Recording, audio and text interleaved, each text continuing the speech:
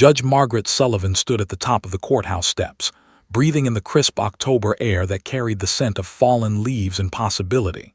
At 62 years old, with silver hair pulled back in her trademark bun and reading glasses perched on her nose, she had presided over countless cases in Springfield, Ohio's Superior Court. But today there would be no trials, no sentencing, no somber deliberations. Today was Community Day, her favorite day of the year. The courthouse lobby had been transformed overnight. Where stern-faced lawyers usually rushed past with briefcases, colorful balloons now bounced against century-old marble columns. Red, blue, and yellow streamers crisscrossed the vaulted ceiling, creating a canopy of celebration. The massive American flag that normally dominated the space seemed to smile down approvingly at the rows of folding chairs arranged in a semicircle. Volunteer parents had set up a refreshment table laden with homemade cookies, lemonade, and juice boxes. The usually austere building hummed with an energy that made Margaret's heart swell. "Judge Sullivan," called out Mary Henderson, the courthouse administrator, hurrying over with a clipboard clutched to her chest. "We've got 30 kids coming from Sunshine Daycare, plus their teachers. The fire department just confirmed they'll be here at 10:30 with truck number 5. And Officer Barnes texted, he's 5 minutes out with Rex." Margaret smiled, feeling that familiar tingle of anticipation she couldn't quite explain. In 15 years of organizing this event, she'd seen hundreds of children learn about civic duty, community service, and the people who protected them. Yet today felt different. Perhaps it was the perfect autumn weather, or the record number of participants, or simply intuition honed by 3 decades on the bench. Something important was going to happen today. She could feel it in her bones.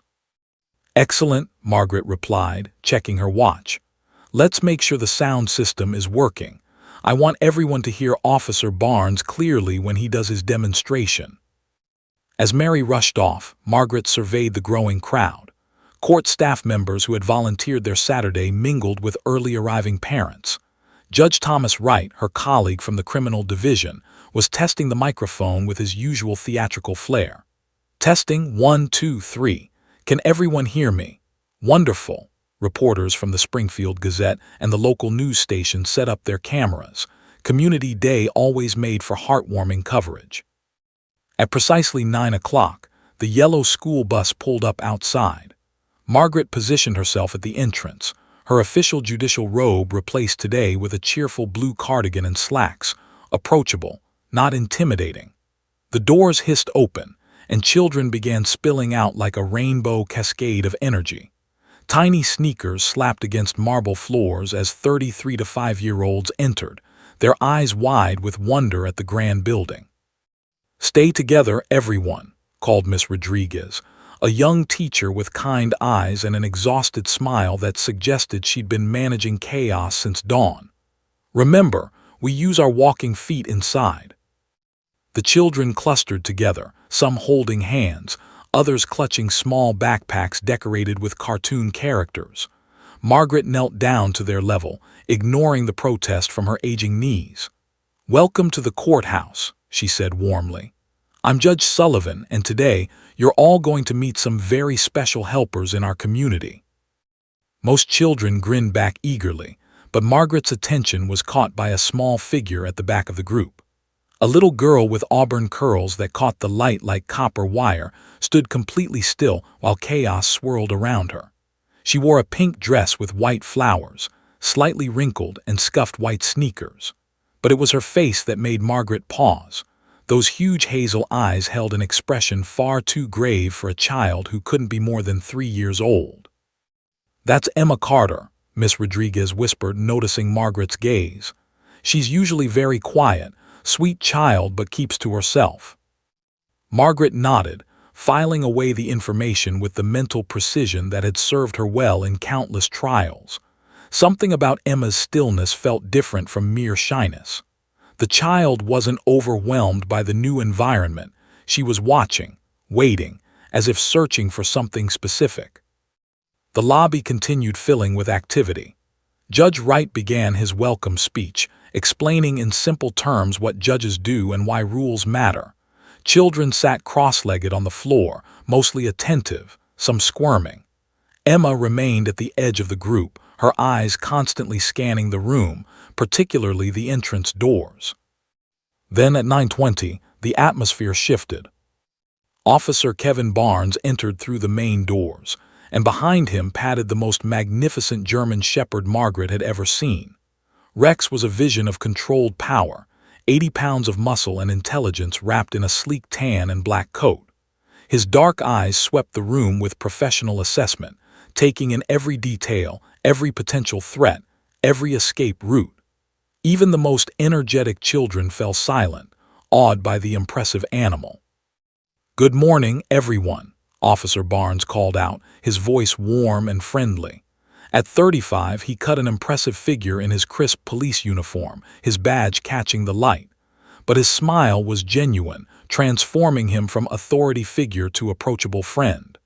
"This is my partner, Rex. He's a very special police dog who helps keep our community safe." The children erupted in excited whispers and giggles. 30 small bodies leaned forward eagerly. All except one. Emma Carter had gone completely rigid. Her small hands clenched into fists at her sides and her breathing quickened visibly. But her eyes, those haunted hazel eyes, locked onto Rex with an intensity that made Margaret's judicial instincts flare to life. This wasn't fear. This wasn't excitement. This was recognition, purpose, desperate hope. Margaret found herself moving closer to the child, some protective instinct awakening. She'd seen that look before, in witnesses about to reveal crucial testimony, in victims gathering courage to speak their truth, in people standing at the precipice of life-changing decisions. Emma took one small step forward, then another, even as Miss Rodriguez gently held her shoulder. The teacher smiled apologetically at Margaret. "She's not usually this forward. Emma, honey, we need to wait our turn to meet the doggy." But Emma wasn't listening.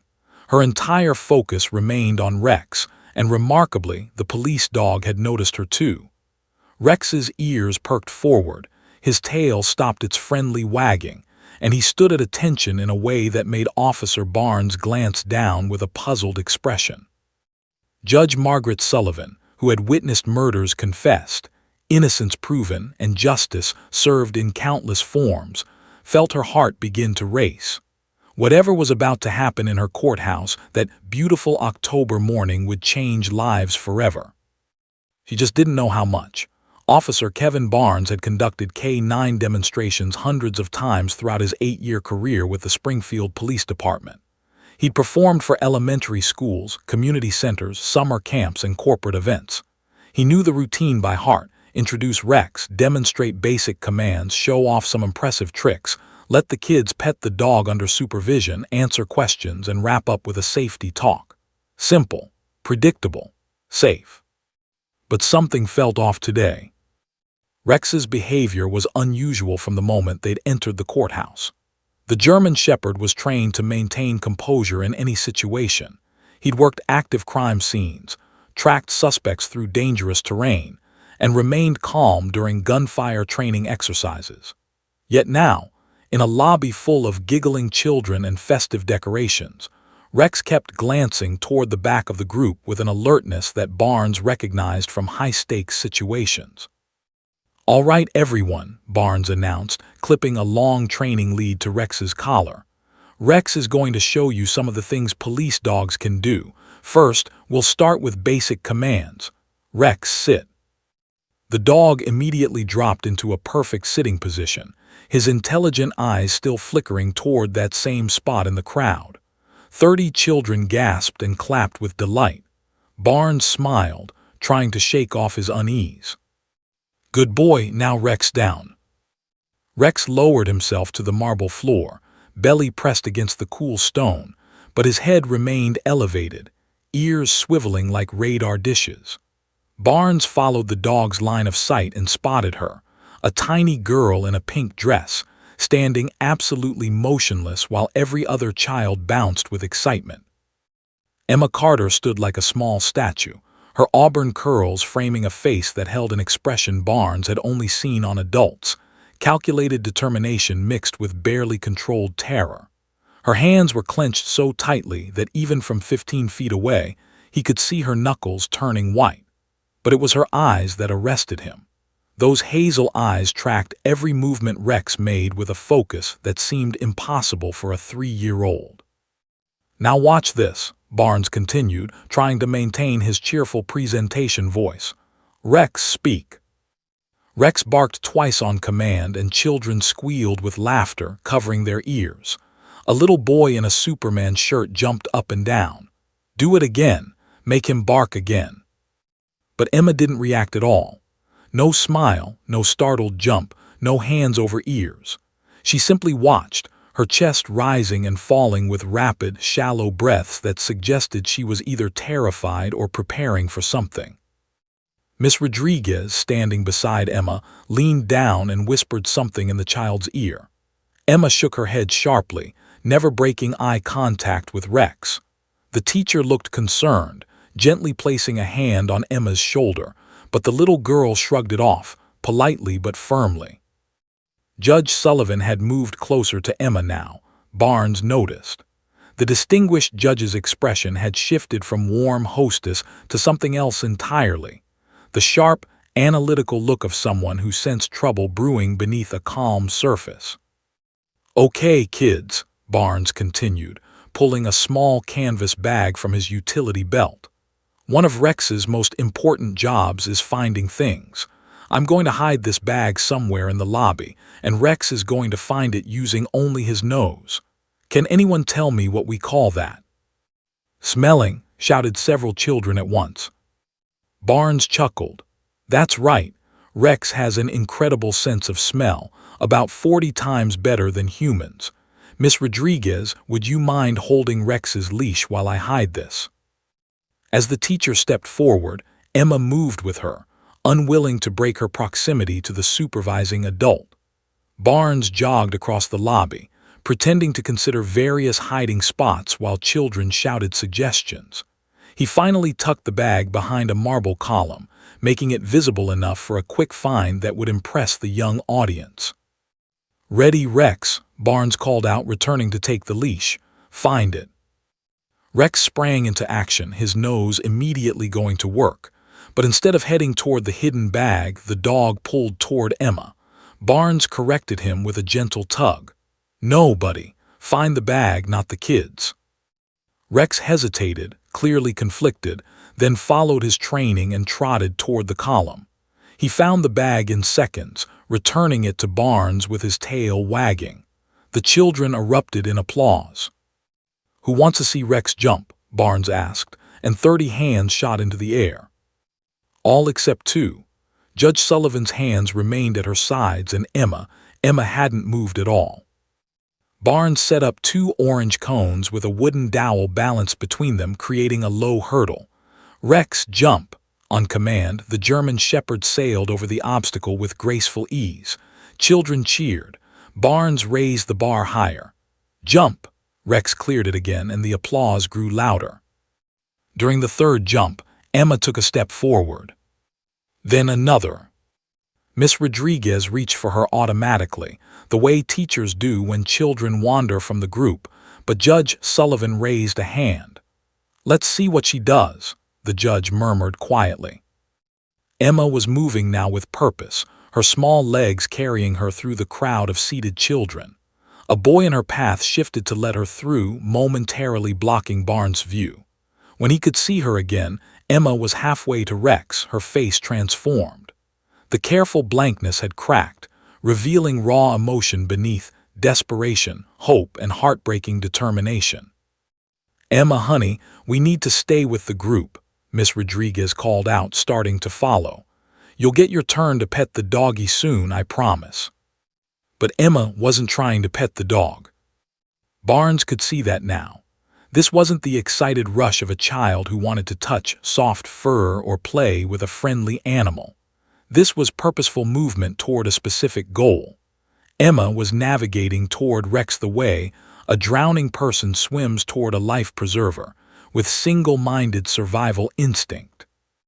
Rex had stopped performing entirely. The dog sat at attention, his full focus on the approaching child, his body language shifting into what Barnes recognized as alert mode, the posture Rex assumed when he detected narcotics, explosives, or danger. But there were no drugs here, no bombs, just a lobby full of children and cookies and balloons. So why was Rex alerting? The demonstration had ground to a halt. Parents and courthouse staff had noticed the unusual tableau, a tiny girl approaching a police dog while the K-9 officer and a superior court judge watched with expressions of growing concern.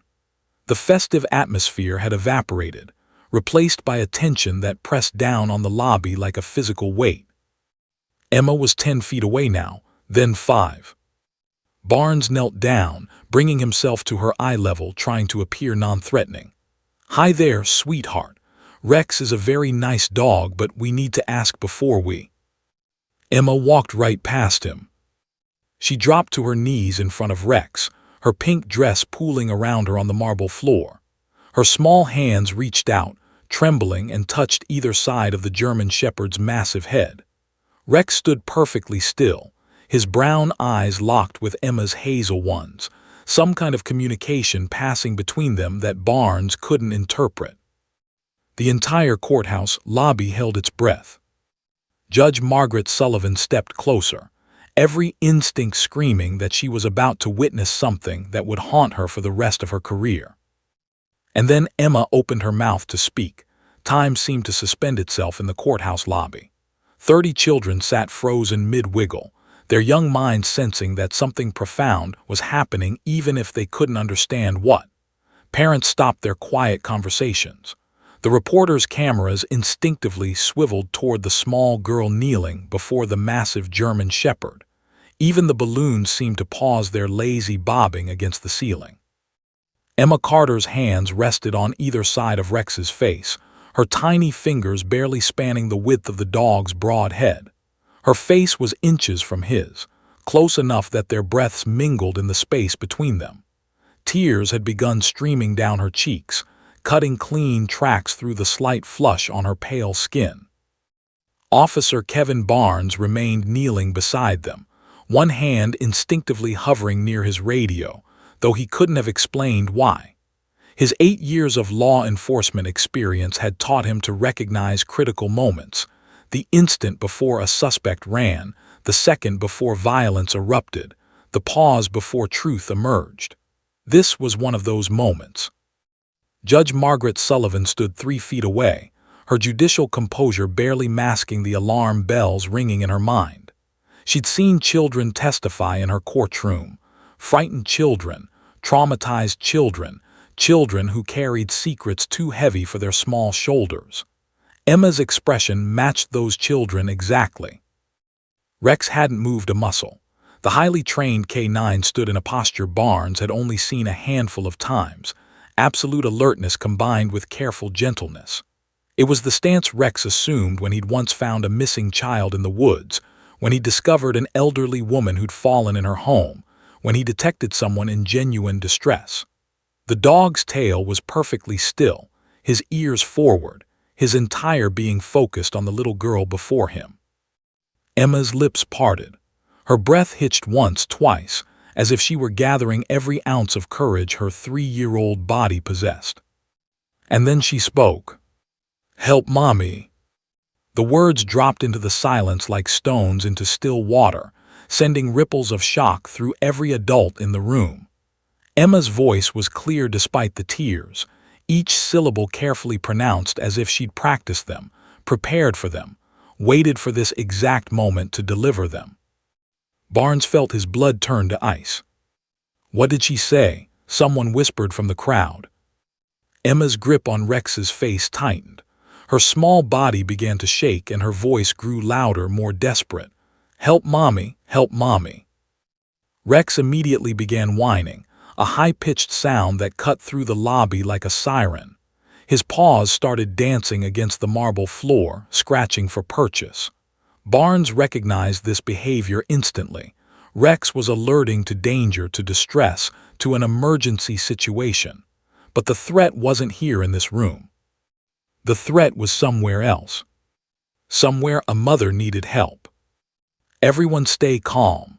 Judge Sullivan's voice rang out with courtroom authority, silencing the murmurs that had begun rippling through the crowd. She moved swiftly to Emma's side, kneeling despite her age, her hand gently touching the child's shoulder. "Sweetie, what's your name?" "Emma," the girl sobbed, finally breaking eye contact with Rex to look at the judge. "Help Mommy, please, help Mommy." Miss Rodriguez rushed forward, her face pale with dawning horror. "Oh my God, Emma, honey, where's your mommy? What happened to your mommy?" But Emma had returned her attention to Rex, pressing her forehead against the dog's nose, repeating those two words like a prayer, like a lifeline, like the only truth she knew. "Help Mommy, help Mommy, help Mommy." Barnes was already on his feet, his radio in his hand. "Dispatch, this is Officer Barnes at the courthouse. I need immediate backup and supervisor response. We have a possible emergency situation involving a minor." His voice was steady, professional, but his free hand had moved to his duty weapon, not to draw it, but to confirm its presence, a gesture of readiness for whatever was coming. The festive atmosphere had completely shattered. Parents were gathering their own children protectively. Judge Wright had stepped forward to help manage the crowd. The reporters had stopped filming, their journalistic instincts warring with basic human decency. This wasn't a feel-good community story anymore. "Emma," Judge Sullivan said gently but firmly, using the tone that had commanded respect in her courtroom for 3 decades. "I'm going to help your mommy, but I need you to tell me, where is your mommy right now?" Emma's sobs made speech difficult, but she managed to gasp out words between hitching breaths. "Home, Daddy, Daddy locked, basement, Mommy crying, days, help Mommy." The lobby erupted in gasps and horrified exclamations. Miss Rodriguez clapped her hand over her mouth, tears instantly flooding her eyes. Barnes felt his jaw clench so tightly his teeth ached. He'd worked domestic violence cases before, too many of them, but hearing it from a 3-year-old's mouth, delivered with such innocent desperation, hit differently. Judge Sullivan's face had transformed from warm and grandmotherly to the steel-hard expression of a judge about to deliver justice. "Kevin," she said, using Barnes' first name for the first time despite years of professional acquaintance, "get units to this child's home immediately." "Already done," Barnes confirmed, speaking rapidly into his radio. "Dispatch, I need the home address for Emma Carter, approximately 3 years old, student at Sunshine Daycare. Possible domestic violence situation, possible victim held against her will. Expedite units now." Miss Rodriguez was frantically digging through her bag, pulling out her phone with shaking hands. "I have the enrollment forms in my email. The address is, oh God, let me find it, 847 Maple Street. Their home address is 847 Maple Street." Barnes relayed the information while simultaneously pulling up the address on his phone's mapping application. 12 minutes away," he muttered. Then louder into the radio. "All available units, respond to 847 Maple Street for welfare check, possible victim held captive. Approach with caution, suspect may be on premises." Emma had collapsed against Rex, her small arms wrapping around the dog's neck, her face buried in his fur. The German Shepherd had wrapped himself around her protectively, his whining continuous, his training telling him that this child was in distress and needed protection. "Miss Rodriguez," Judge Sullivan commanded, "I need everything you know about this family. When did the father drop Emma off? What did he say? Did he seem unusual?" The teacher was crying openly now, but she forced herself to focus. "This morning around 8, Mark Carter, that's Emma's father, he seemed normal, maybe a little rushed, but normal, he said. He said Sarah was sleeping in, that she'd had a rough night. I didn't think anything of it." "You couldn't have known," Judge Sullivan assured her, but her mind was already racing through legal procedures, evidence collection, child protective services protocols. "Kevin, we need someone to stay with Emma while you—" "I'm not leaving her," Barnes interrupted, surprising himself with the vehemence in his voice. "Rex has alerted. She specifically sought out a police dog for help. We're staying until I know her mother is safe." Over the radio, units began confirming their response. Unit 12 en route to 847 Maple Street, ETA 8 minutes. Unit 7 responding, ETA 10 minutes. Detective Chen is rolling from the station. Emma lifted her tear-stained face from Rex's fur and looked directly at Officer Barnes with those devastating hazel eyes. "You save Mommy?" she asked, her voice small and broken and desperately hopeful. Barnes crouched down again, his throat tight. "We're going to do everything we can, sweetheart. You were so brave to ask for help. Rex and I are going to make sure your mommy is okay." Judge Sullivan pulled out her own phone, already dialing. "I'm calling CPS and getting an emergency protection order started.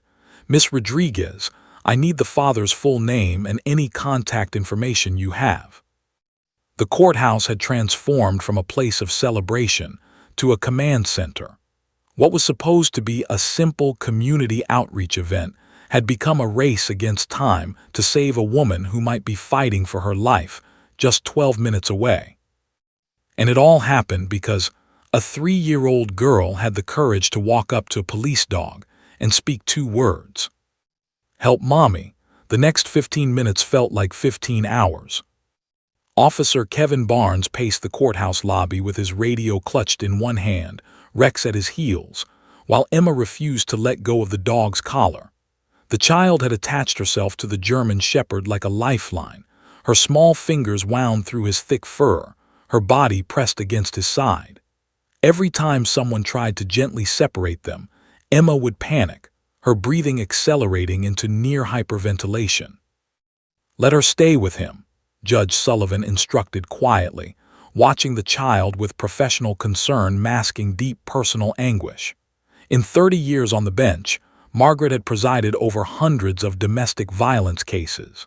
She'd issued countless restraining orders, seen photographic evidence of unspeakable abuse, and listened to testimony that haunted her dreams. But she'd never witnessed the moment a child realized her mother might die, never seen that raw, terrified hope that help might actually come. Until today. The courthouse lobby had been cleared of the other children.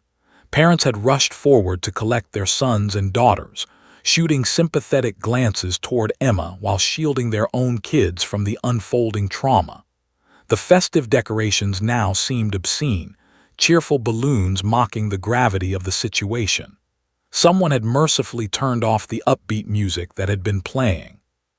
Miss Rodriguez sat on a bench nearby, her phone pressed to her ear as she spoke with the daycare director, her free hand covering her mouth as if holding back sobs. Judge Wright was coordinating with courthouse security to seal off the area, ensuring privacy for the investigation that was clearly about to unfold. "Unit 12, we're approaching 847 Maple Street," crackled over Barnes' radio. "Residence appears quiet. Single-family home, 2-story colonial detached garage. One vehicle in the driveway, a silver Honda Accord." Barnes keyed his radio.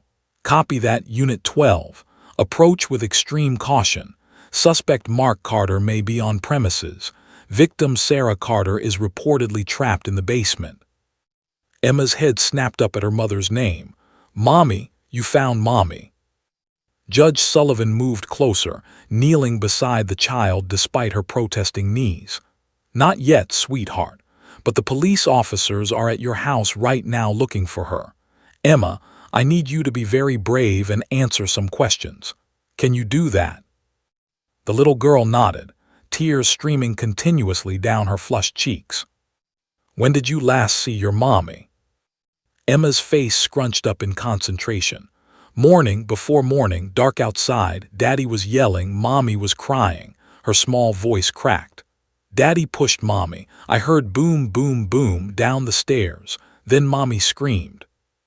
Barnes felt rage boil up inside him, hot and righteous. He forced himself to breathe deeply, to maintain professional composure. Beside him, Rex continued his protective vigil, the dog's intelligent eyes moving between Emma and Barnes, sensing the tension radiating from his handler. Unit 12 to dispatch, we're at the front door. Requesting permission to enter, we have exigent circumstances based on the minor's statement. Dispatch to Unit 12, you are authorized. Welfare check on Sarah Carter, possible victim of domestic violence held against her will. Use necessary force. The radio fell silent. Everyone in the courthouse lobby stopped breathing. Miss Rodriguez had ended her phone call and now stood with her hands clasped as if in prayer. Judge Wright moved closer to the small group gathered around Emma. Even the reporters, who had respectfully moved to the far side of the lobby, leaned forward unconsciously. Seconds ticked by like centuries. Emma, Judge Sullivan continued gently, is your daddy at home right now? The child shook her head. Daddy went to work, said I had to go to school, said. She paused, struggling with the memory, said be good girl, don't tell nobody. Mommy went on trip. But Mommy didn't go on a trip, did she? Judge Sullivan asked softly. No, Emma whispered.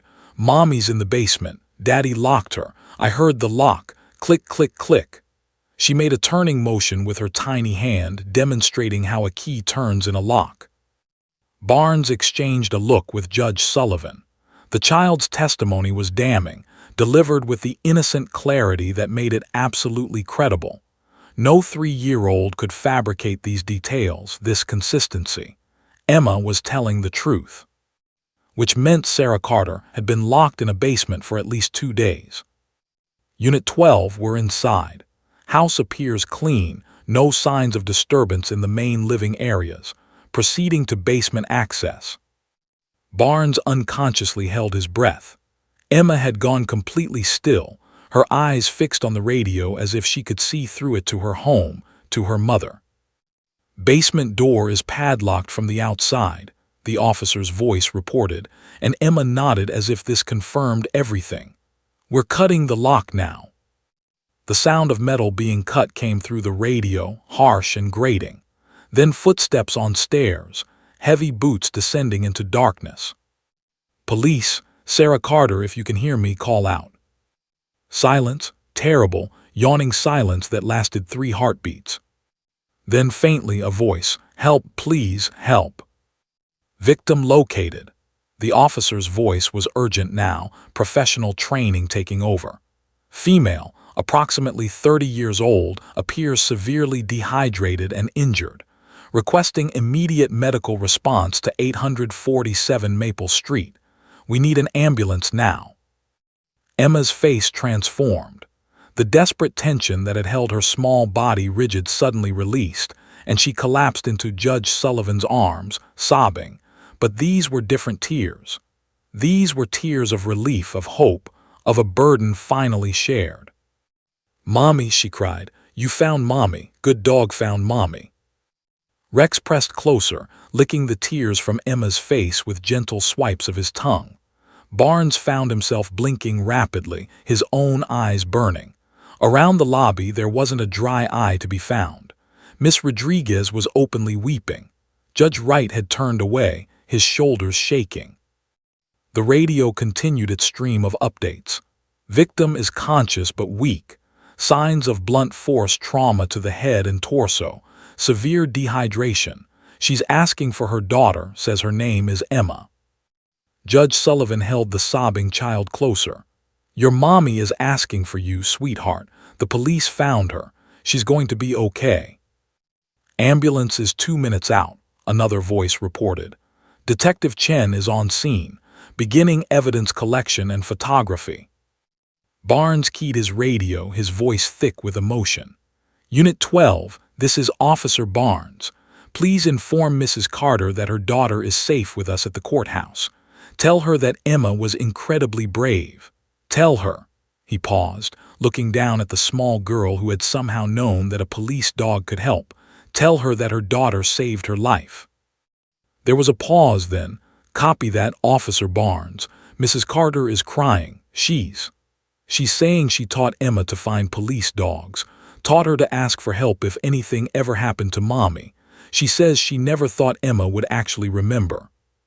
But Emma had remembered. Through fear and confusion, through a father's instructions to stay quiet, through the trauma of witnessing violence and hearing her mother's imprisonment, Emma had remembered. And when presented with a police dog at a community event, this 3-year-old child had found the courage to walk forward and speak 2 words that would save her mother's life. "Help, Mommy." 2 words, that's all it took. 2 words that shattered a secret, exposed a crime, and set rescue in motion. 2 words that would change everything. Judge Margaret Sullivan held Emma close while Rex kept his protective watch, and somewhere 12 minutes away, paramedics were loading Sarah Carter into an ambulance, pulling her back from the brink of death her husband had pushed her toward. All because a little girl was brave enough to ask for help. Detective Sarah Chen arrived at the courthouse 20 minutes after the initial call, her unmarked sedan skidding slightly as she pulled into the parking lot. At 42, with 15 years in the Springfield Police Department's Detective Division, she'd investigated dozens of domestic violence cases. But something about this one, a 3-year-old seeking help from a police dog, had made her drive faster than usual, her gut telling her this case would be different. She found Officer Barnes in the lobby with Emma still clutching Rex's collar, Judge Sullivan maintaining a protective position beside the child, and Miss Rodriguez hovering nearby with red-rimmed eyes. The festive decorations seemed grotesque now, a mockery of the horror that had unfolded. "Bring me up to speed," Chen said, pulling out her notebook while simultaneously texting her partner to meet her at the Carter residence. Barnes recounted everything with precise detail, Emma's focused approach to Rex, the 2 words she'd spoken, the child's description of her father locking her mother in the basement. Chen's pen moved rapidly across the page, capturing every detail that might become critical evidence. "The father," Chen said, looking at Miss Rodriguez, "Mark Carter, tell me everything about this morning's drop-off." The teacher took a shaky breath, clearly replaying the morning in her mind with new, horrifying context. "He arrived at 8:15 a.m. right when we open. He seemed normal, maybe slightly rushed, but lots of parents are rushed in the morning." She paused, her face crumpling with guilt. "He said Sarah was sleeping in, that she'd had a rough night. I assumed she was sick or tired. I didn't question it." "Why would you?" Judge Sullivan interjected firmly. "He was deliberately deceiving you." Chen nodded. What was his demeanor? Any scratches, bruises, signs of a physical altercation? Miss Rodriguez thought carefully. "He wore a long-sleeved button-down shirt despite the warm weather. I remember thinking it was odd, it's supposed to hit 75 degrees today. And he kept his sunglasses on, even inside the daycare. Said he had a headache." Barnes and Chen exchanged meaningful looks, long sleeves to cover defensive wounds, sunglasses to hide potential eye injuries or simply to avoid direct eye contact. Classic signs of someone hiding evidence of violence. "Did Emma react to her father?" Chen pressed. "She was very quiet, clingy. She held onto his leg and didn't want to let go, which isn't like her. Usually she's eager to see her friends." Miss Rodriguez's voice broke. "Oh God, she was scared. She was trying to tell us something and I didn't see it." Emma, who had been listening silently, spoke up in her small voice. "Daddy said don't tell, said Mommy went away, said be good girl." Fresh tears rolled down her cheeks. "But Mommy didn't go away. Mommy was in the basement." Chen knelt down to Emma's level, her voice gentle but clear. "Emma, you did exactly the right thing. You helped your mommy by being brave and asking for help. You're a very good girl." The detective's phone buzzed. She glanced at the screen and her expression hardened. "Sarah Carter is en route to Springfield Regional Hospital. Preliminary assessment, severe dehydration, possible concussion, bruising consistent with blunt force trauma, lacerations on her wrists from attempting to break restraints." She looked up at the group. The basement door wasn't just padlocked. She was also bound inside. Judge Sullivan's face went white. Barnes swore under his breath. then immediately apologized to Emma. Miss Rodriguez sobbed openly. "We need to locate Mark Carter," Chen said, already dialing. "Miss Rodriguez, what's his workplace?" "He's a financial advisor at Pinnacle Investments downtown. Their office is on Market Street." Chen connected with dispatch. "I need units sent to Pinnacle Investments, 420 Market Street, to locate and detain Mark Carter for questioning in a domestic violence investigation. Consider him potentially dangerous. Do not approach alone." She paused. "And get me his cell phone number from the daycare records. I want to call him myself." While Miss Rodriguez frantically scrolled through her email for contact information, Chen turned to Judge Sullivan. "Your Honor, I'll need emergency orders, protective custody for Emma, restraining order against the father, evidence preservation for the residents." "Already drafting them mentally," Margaret replied. "I'll have the paperwork ready within the hour. Emma will not be returned to that man under any circumstances."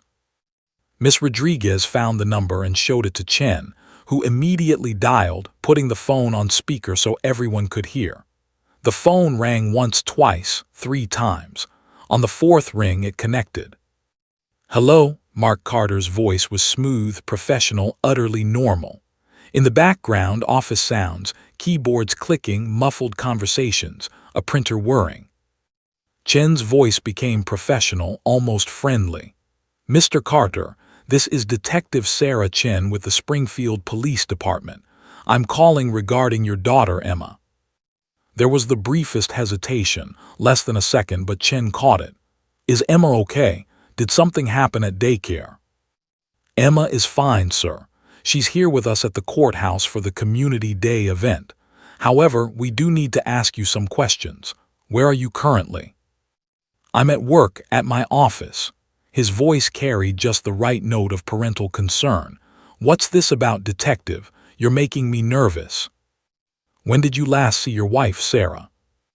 Another pause, longer this time. "Sarah, she left for a business trip yesterday. Chicago, she's attending a financial conference." "Why? What does this have to do with Emma?" Chen's eyes narrowed. The lie came so smoothly, so confidently. This wasn't improvisation. Mark Carter had prepared this story. "What time did Sarah leave for this trip?"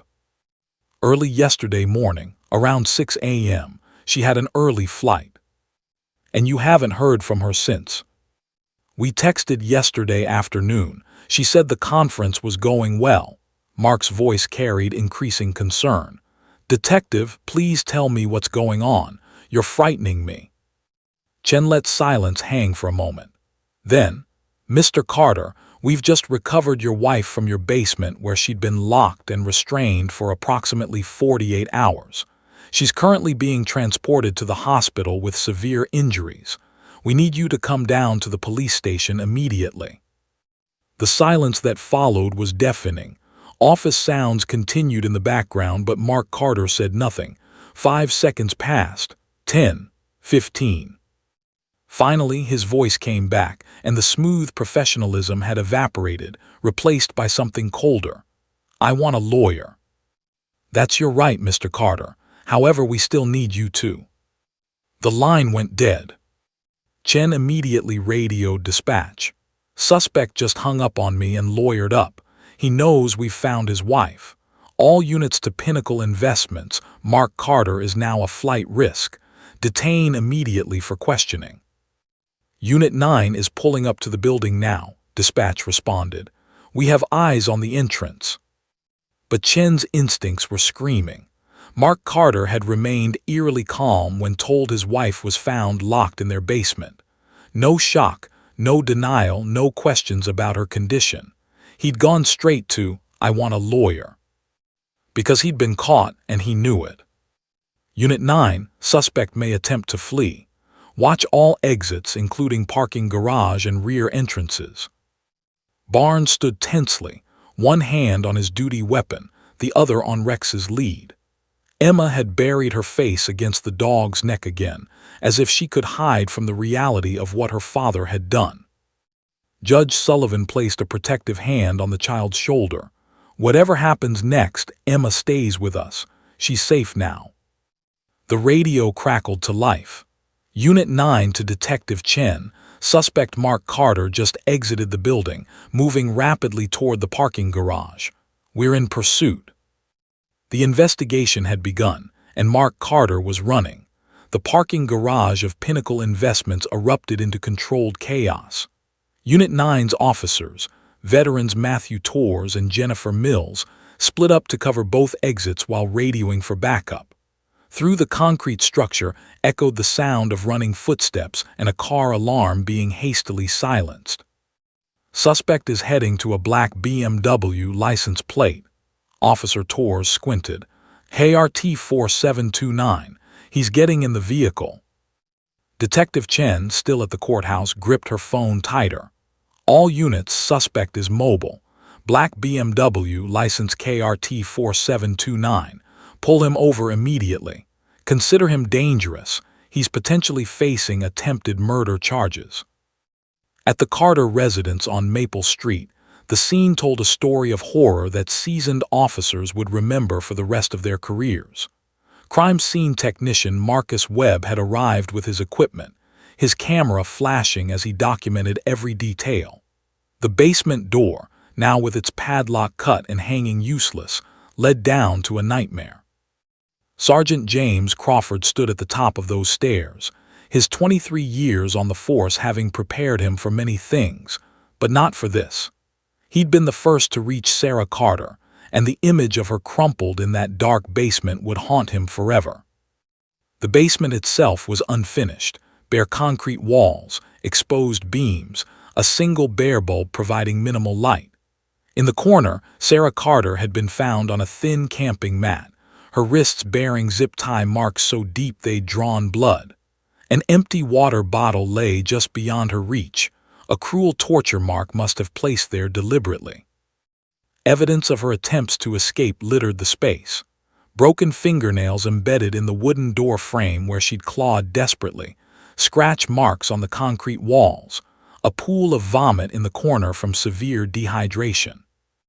"Jesus Christ," Webb muttered, photographing the zip ties that had been cut away from Sarah's wrists. "He left her here to die. This wasn't just assault, this was attempted murder." Crawford nodded grimly. "Get everything, every detail. I want this bastard locked up for life."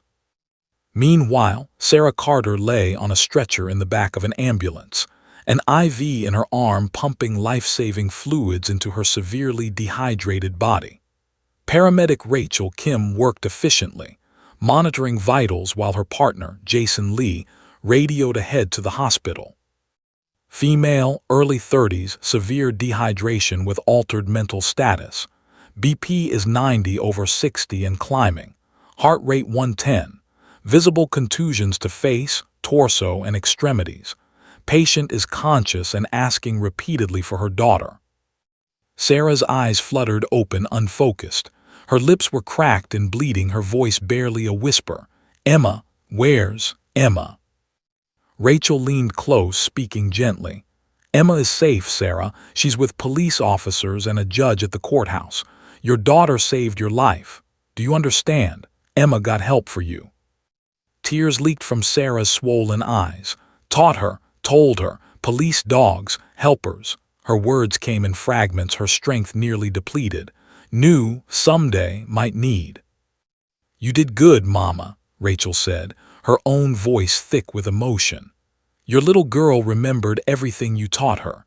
She walked right up to a K-9 officer and asked for help."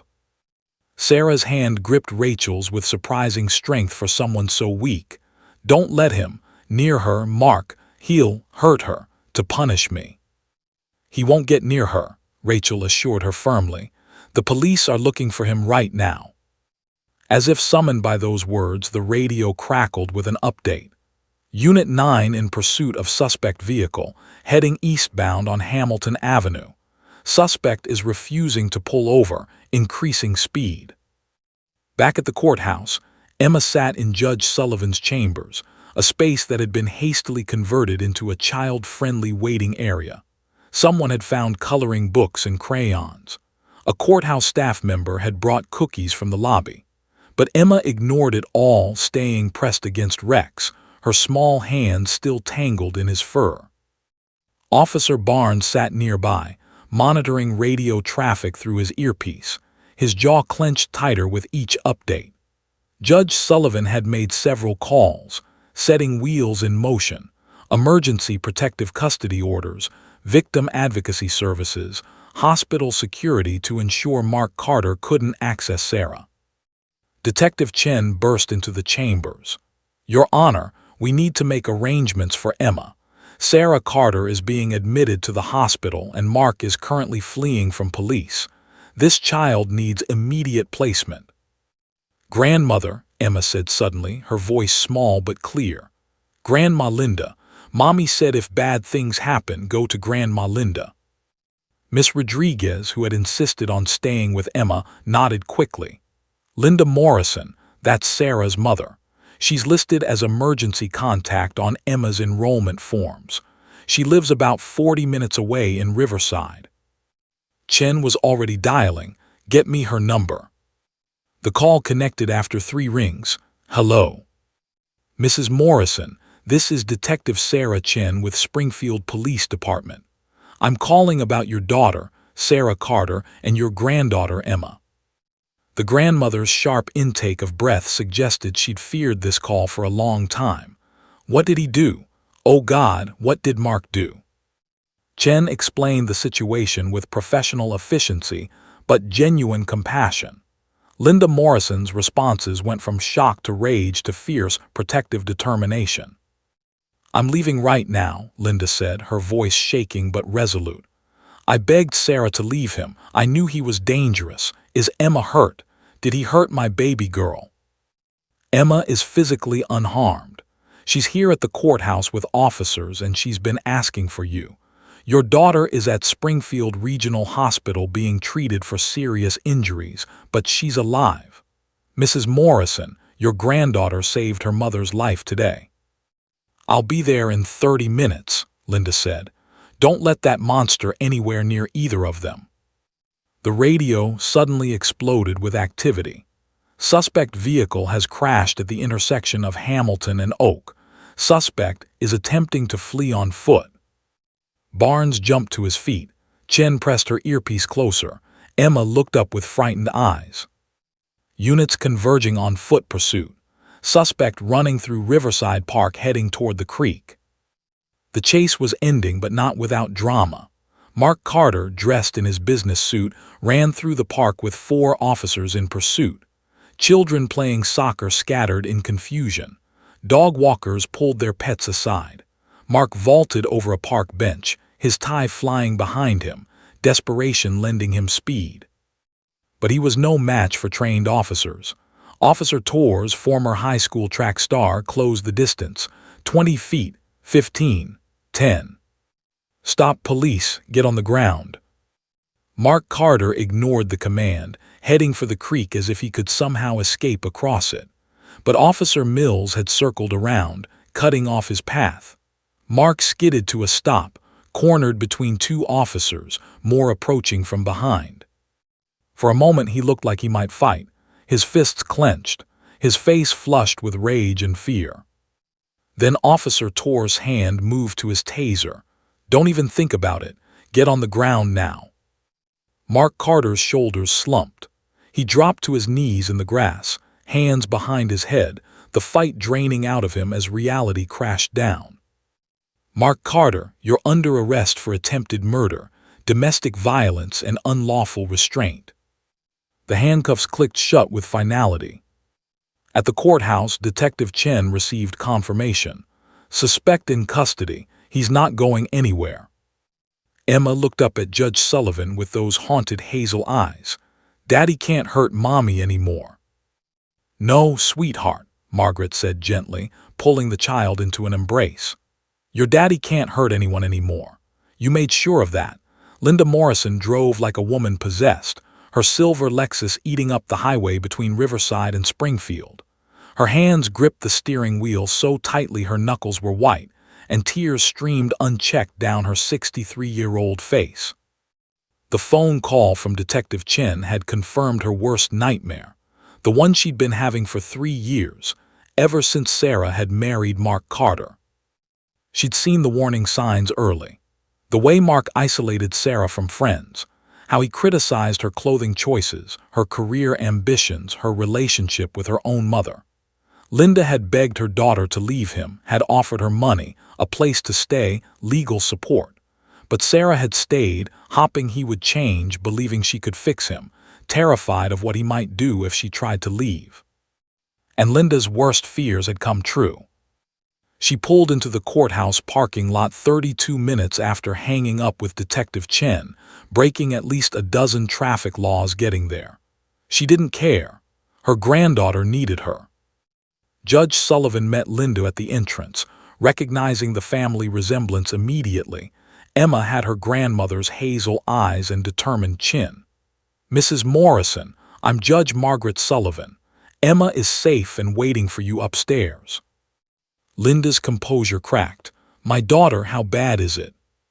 "She's alive because of Emma's courage. The hospital says Sarah will make a full physical recovery, though the emotional healing will take time." Margaret placed a gentle hand on Linda's arm.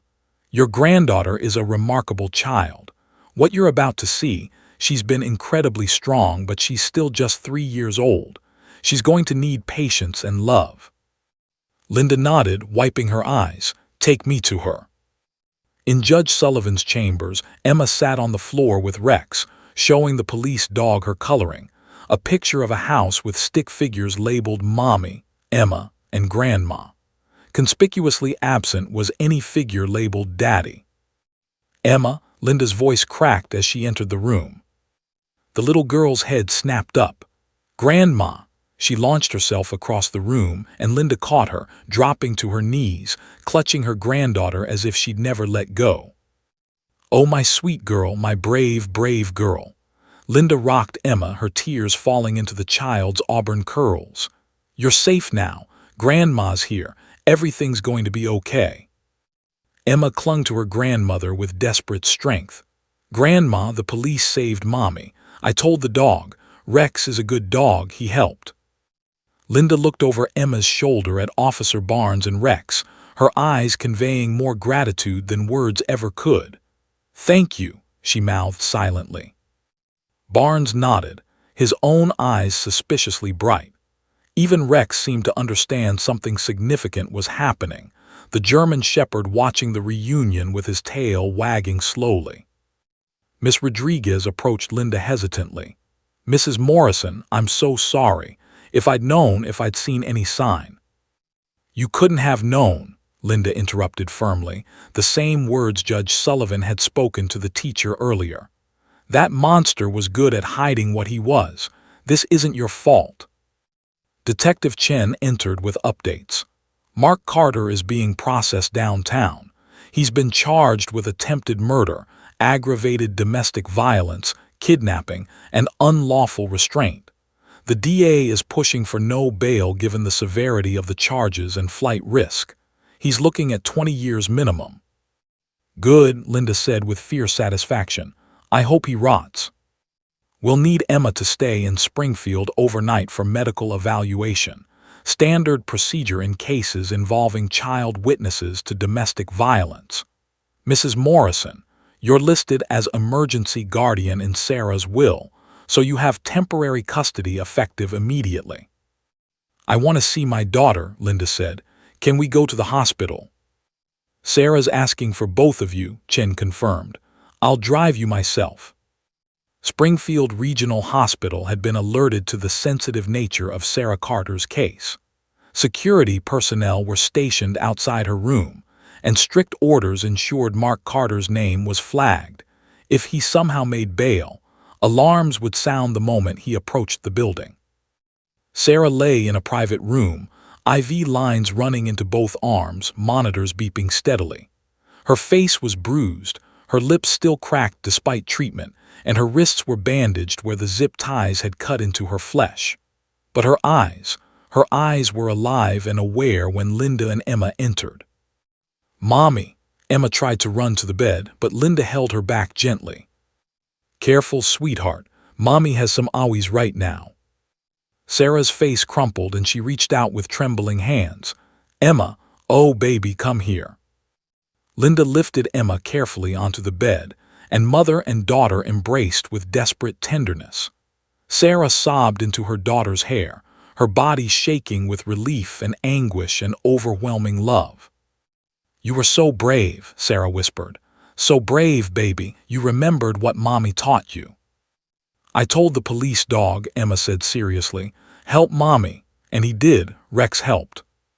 Sarah looked up at Officer Barnes, who had followed them to the hospital with Rex. You're Rex's handler. Yes, ma'am. Officer Kevin Barnes. Your daughter walked right up to Rex during a demonstration and asked him to help you.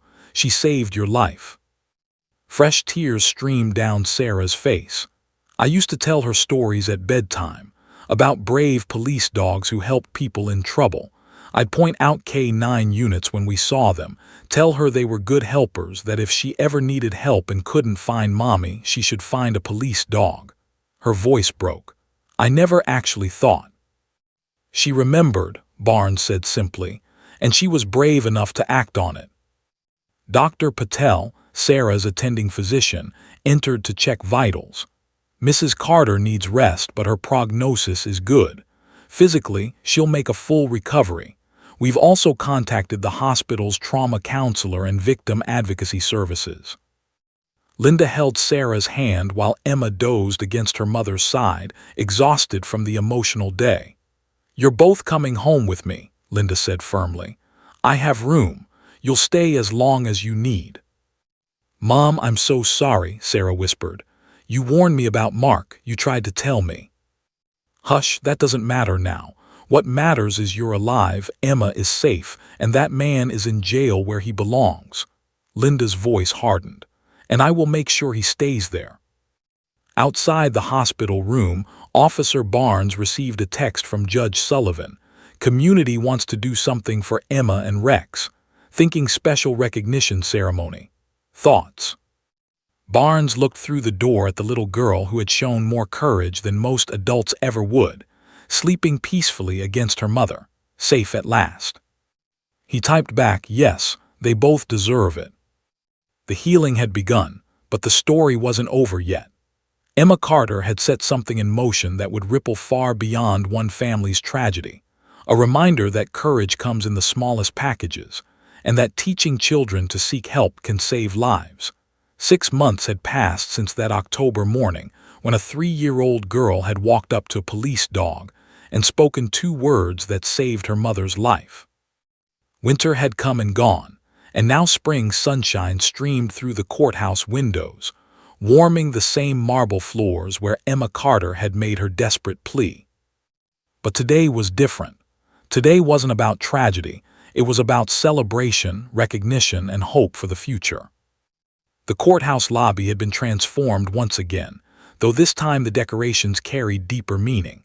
Blue ribbons, the color of domestic violence awareness, adorned every column. Photographs lined the walls. Emma with Rex, Sarah recovering in the hospital, Officer Barnes receiving commendations, and images from the new Emma's Voice program that had launched throughout Springfield schools. Over 300 people packed into the space. Local news cameras were positioned strategically. The mayor stood near the podium, along with the police chief, and representatives from domestic violence organizations across the state. But all eyes kept drifting to the front row, where Sarah Carter sat holding her daughter's hand. Sarah looked transformed from the broken woman who'd been carried out of that basement. Her physical wounds had healed, leaving only faint scars on her wrists that she no longer tried to hide. She'd gained back the weight she'd lost, and her hair, once dull and lifeless, now shone with health. But the biggest change was in her eyes. Where there had been defeat and fear, there was now strength and determination. Emma, now 3½, sat beside her mother wearing a new blue dress. She was still quiet, still serious for her age, but smiles came more frequently now.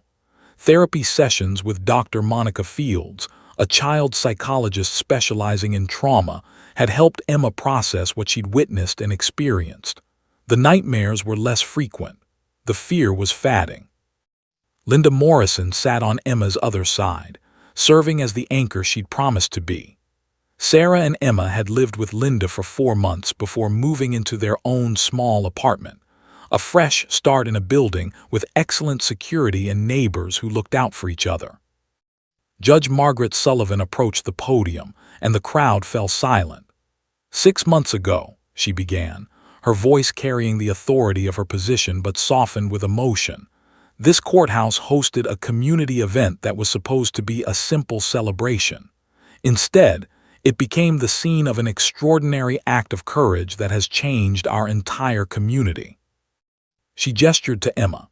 This little girl, just 3 years old at the time, had been taught by her mother that police officers and their K-9 partners were helpers, people she could trust if she ever needed assistance. When she found herself in the most terrifying situation a child could face, Emma remembered those lessons. She sought out Officer Kevin Barnes and his partner Rex, and she asked for help. The crowd applauded, and Emma pressed closer to Sarah, overwhelmed by the attention. But this story didn't end with one rescue, Judge Sullivan continued. It sparked a movement. Ladies and gentlemen, I'm proud to introduce the Emma's Voice program. Chief of Police Robert Martinez stepped forward. In the past 6 months, the Springfield Police Department has partnered with schools, daycares, and community centers to implement comprehensive training for children. We're teaching kids, even very young ones, how to recognize trusted helpers, how to ask for assistance, and most importantly, that they should never keep secrets about someone being hurt. He pulled up a presentation on a large screen. Images showed K-9 officers visiting classrooms, children learning through age-appropriate activities, parents receiving training materials. We've reached over 5,000 children in our county alone, and the program is expanding. 12 other cities have adopted Emma's Voice, with more requesting information every week. Sarah Carter wiped tears from her eyes. This was why she'd agreed to share her story publicly, despite the pain and embarrassment. If Emma's courage could help even one other child, one other family, it was worth it. But today, Chief Martinez said, we're here to honor the 2 individuals who started it all. He gestured toward Officer Barnes and Rex, who stood at attention near the podium. Officer Kevin Barnes and K-9 Rex have served our community with distinction for years, but their actions on October 15th went beyond duty. They listened to a child, they believed her, and they acted immediately to save a life. Barnes approached the podium with Rex beside him, both looking slightly uncomfortable with the attention. The chief presented them with the department's Medal of Valor, the highest honor the Springfield Police could bestow. And now, Judge Sullivan said, returning to the microphone, we have a very special presentation. She smiled at Emma. Sweetheart, would you come up here? Sarah gave Emma an encouraging nod. The little girl walked slowly to the podium, and Officer Barnes knelt down to her level. Rex's tail began wagging immediately upon seeing her. Emma had been practicing for this moment with her mother and grandmother. She held a small plaque that read, "To Rex, the best helper. Love, Emma." "Thank you for saving my mommy," Emma said clearly, her voice amplified by the microphone. She placed the plaque around Rex's neck like a medal, then threw her small arms around the dog she'd come to love. "You're a good boy, Rex, the best boy." The crowd erupted in applause. Reporters captured the moment from every angle. But in that embrace between a little girl and a police dog, something profound was happening. Healing, gratitude, and the pure bond between a child who'd asked for help and the hero who'd answered. Judge Sullivan held up her hand for silence. There's one more thing. The Springfield Community Foundation has established the Emma Carter Courage Scholarship Fund. This scholarship will support children affected by domestic violence, helping fund their education from preschool through college. Sarah gasped. She hadn't known about this. Additionally, the judge continued, the Carter family legal fees have been covered by anonymous donors, and Sarah has accepted a position as spokesperson for the Domestic Violence Prevention Coalition. Sarah stood, tears flowing freely now. "I want to say something," she said, her voice shaking but determined. She approached the podium and Emma climbed into her arms. "6 months ago, I was dying in my own basement, locked there by someone who promised to love me. I'd lost hope. I thought no one would find me in time." She looked down at Emma. "But my daughter, my brave, beautiful daughter, she gave me hope even when I had none left. I taught her to seek help as a precaution, never imagining she'd need to use it, but she did. And she saved my life." Sarah's voice grew stronger. "To anyone experiencing abuse, there is help. There are people who will believe you, and it's never too late to escape. I know how hard it is. I know the fear. But I'm here today, alive and free, because my daughter was braver than I was." She turned to Officer Barnes and Rex. "Thank you for listening to a 3-year-old. Thank you for acting immediately. Thank you for giving us our lives back." The ceremony concluded with the announcement that Mark Carter had been sentenced to 22 years in prison, with no possibility of parole for 15 years. The protective order against him was permanent. He would never threaten Sarah or Emma again. As the crowd dispersed, Emma asked the question she'd been saving. "Mommy, can we get a dog like Rex?" Sarah laughed, a sound that had been absent for far too long. "Maybe, baby, we'll see." Officer Barnes overheard and smiled. "You know, Rex has a nephew in the K9 training program. German Shepherd puppy, 8 weeks old. He's going to be a therapy dog, not a police dog. He needs a good home." Emma's eyes went wide with hope. Sarah looked at her mother, who nodded encouragingly. "Let's go meet him," Sarah said. As they left the courthouse that spring afternoon, Sarah, Emma, and Linda walking toward a future full of possibility, Judge Margaret Sullivan watched from the steps. She thought about how one community event had changed so many lives, how 2 words from a brave child had rippled outward to create programs, scholarships, and awareness that would protect countless others. "Help mommy." 2 words that saved one life and changed thousands more. The end.